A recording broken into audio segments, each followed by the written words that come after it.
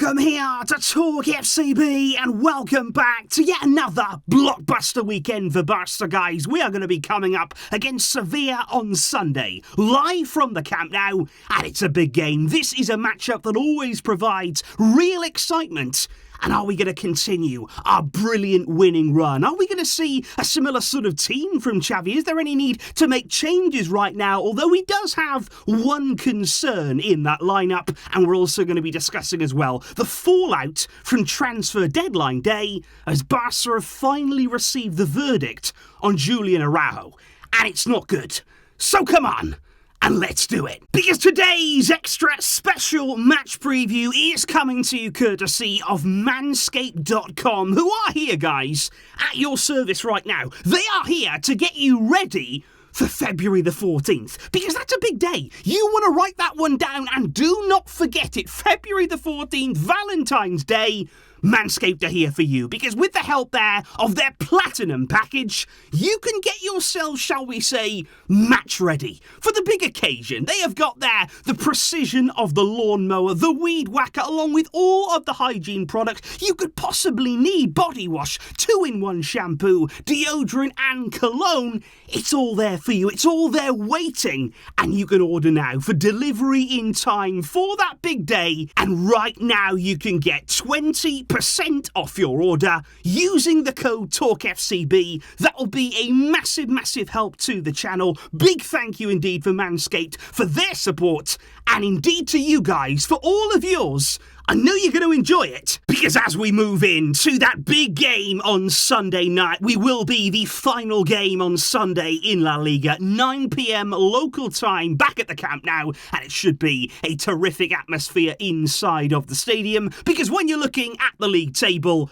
Barca are good right now. We are in a very good and commanding position in the league. Top right now by 5 points over Real Madrid. They did respond to our victory over Betis in midweek. They went on to beat Valencia, and they'll play before us this weekend for the first time in a while, so the pressure may be on Barca. But in terms of our opponents, whilst you might usually expect Sevilla to be right up there, to be challenging for the top 4 Champions League places, this season, it's not happened for them. They are languishing right now in 13th in the league. They are 2 points, only 2 points above the relegation zone. Sevilla in La Liga, absolutely incredible. And that is why right here, we are going to be looking for a win. We're going to be looking for hopefully a repeat of what we saw in the reverse game back in September there. Barca went away to Sevilla, won by 3-0. Goals there from Dembele, Eric Garcia, and it was a great performance. Scoring on the day for Raphinha. Can he replicate that level tomorrow? Can he produce again an important goal in a game like this? But before we do go on to talk about the lineup in this game, what I wanted to do first of all is bring you up to speed on Barca's deadline day activity, because after we had sort of gotten rid of Hector Bellerin, we allowed him to there leave the club for Sporting Lisbon, and the aim was from Barca to still replace him in that right back area, just to give us some cover, just to make sure that we were ready in case of any injury or suspension problems. And La Liga only at the last minute told us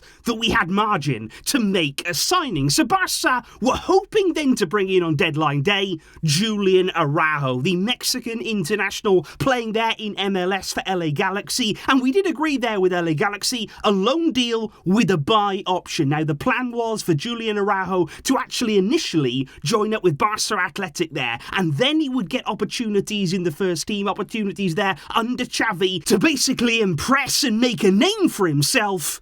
But the documentation for that deal late on deadline day, it was submitted 18 seconds after the deadline. And it's actually said that it was on the side of MLS, not Barca, not LA Galaxy, nothing to do with the player. It was MLS there that just sent it that tad bit late.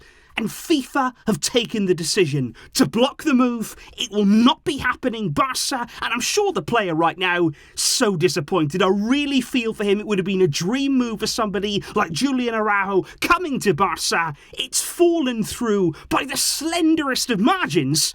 and he won't be signing, at least not right now. But when you are indeed looking at the defensive side of Barca right now, certainly when we got everybody fit, when we've got our first choice backline out there, it's unbelievable right now. I am unbelievably happy with our defensive line and what we're seeing game in, game out here. The goal that we conceded against Real Betis, that was actually our first goal conceded all year so far in the league, and it effectively took ourselves to score against ourselves with that very unlucky Jules Koundé own goal. But this defence right now, it's giving everyone confidence, including the rest of the team, to go and do their job knowing that our backline is so strong. And just speaking there about Jules Koundé, he's been a massive part, I feel, of that backline, of that improved defensive setup of the team, an enormous addition that he's been. And of course he's played most of his football so far in that right back position, but even though he's played very well there, and I think he's grown into that role and it suits him in many ways, there's still that feeling that he doesn't really enjoy it that much. There's still that feeling that he isn't thinking long-term in that role, and I think that was proven on Friday, because there were a few false reports emerging in the media there that were basically saying Koundé likes it there now, that he actually sees right back as his position over centre-back. But look how quick he was to deny that there. He was clearly saying that is not the case, that is not how I feel, and I still believe here, in the long term, he wants to be a centre-back and he wants to be at the heart of our defence, looking to the future. But I think when you are looking at the potential starting lineup heading into this game, the big question would be, are there going to be any rotations from Xavi? Is there a need in this game to make any changes? Because if you're looking at the schedule right now that we have for February, obviously we played there on Wednesday against Betis. Now a few days later, we're playing this weekend against Sevilla, and we do have a really hectic month, plenty of big games there that we're going to want to make sure we've got all of our best players available for.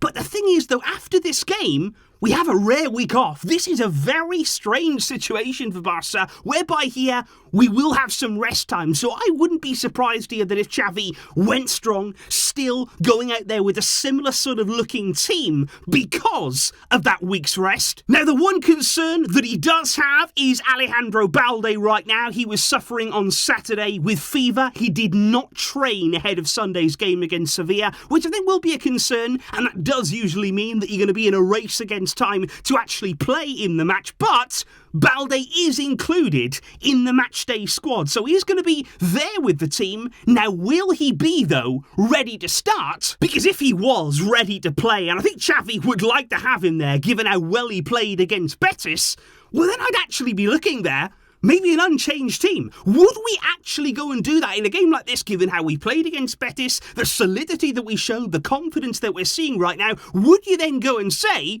well, go and do it again, boys. We're going to line up exactly the same way in this match. Now, if Balde isn't available, if he isn't quite ready to start, now we're obviously going to see Alba come in. It's going to be him there, who, to be fair, played well in the game where he came on against Girona. Let's not forget, he provided a really good, the match-winning assist that it was for the Pedri goal on that occasion. So if Balde cannot play, then Alba is more than capable of stepping up on that left-hand side. And what I also want to see in this game, I think we're going to see more sharpness from Robert Lewandowski. Scored, of course, against Betis, and I think in this game he's going to be really, really ready to go and starting to feel a lot more lively in that front line. Because when you are looking at the predictions right now for Barca and among Barcelona fans, it's interesting that we're still there with that 2-goal margin. We're all confident that we're going to get the win. We're all believing that Barca here can continue that winning run against Sevilla, but we're still searching for more goals, aren't we? We're still waiting for the floodgates to open, and I'm just wondering here, guys, could it be now, this Sunday, against Sevilla, a struggling Sevilla team? Will the goals start to flow? And I think there's a real chance that on Sunday we do see Barca putting away the chances, being more clinical, and this could be the game, I feel, to see a big scoreline in our favour. I would absolutely love to see that. And what I want to know in the comments down below from all of you guys is, how are you feeling here with the team playing the way that it is right now, looking the way that it is, the confidence flowing through all of us? What are you expecting this weekend? What scoreline are you opting for? And how would you line up? Would you line up with an unchanged team? Let me know those things down below, guys. I will be seeing you, of course, after the big game on Sunday. Let's hope for something special. Let's continue this special run thank you indeed for watching, for all of your support. I really, really do appreciate that, guys. And I will be seeing you, like I say, so soon with all of the reaction. But until next time, as always, Visca El Barça.